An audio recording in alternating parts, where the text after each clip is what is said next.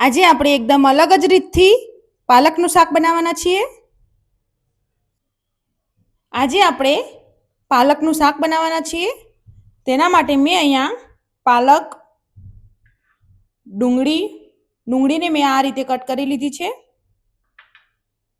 એક મોટી ચમચી જેટલું લસણ મરચાંની પેસ્ટ, પનીરને મેં આ રીતે છીણી લીધું છે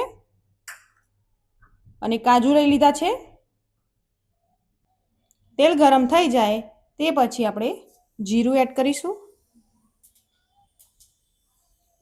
1 ચમચી હિંગ,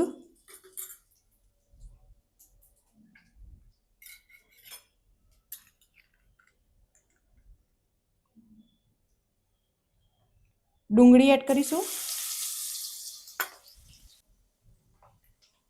લસણ અને મરચાંની પેસ્ટ એડ કરીશું,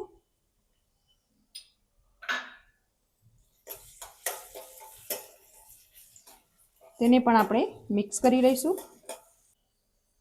ડુંગળી આપણી ગોલ્ડન બ્રાઉન થાય ત્યાં સુધી ચડવા દઈશું. હવે આપણે કાજુ એડ કરીશું.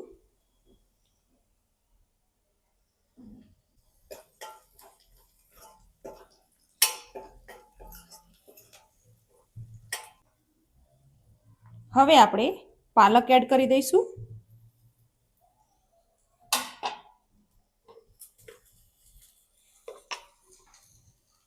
સ્વાદ પ્રમાણે મીઠું,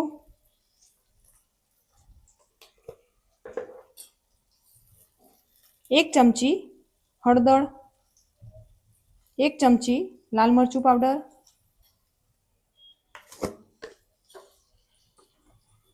1 ચમચી ધાણા જીરું. આ બધાને આપણે મિક્સ કરી લઈશું.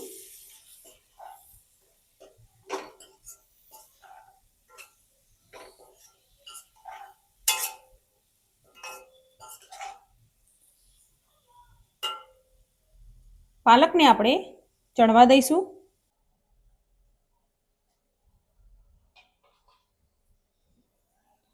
અડધી ચમચી ગરમ મસાલો એડ કરીશું.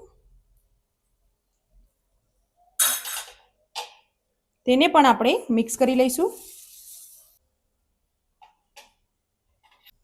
ઉપરથી તેલ છૂટું પડવા લાગે તે પછી આપણે પનીર એડ કરીશું.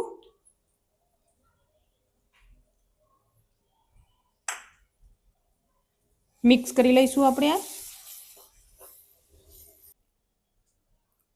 2 મિનિટ સુધી ચડવા દઈશું.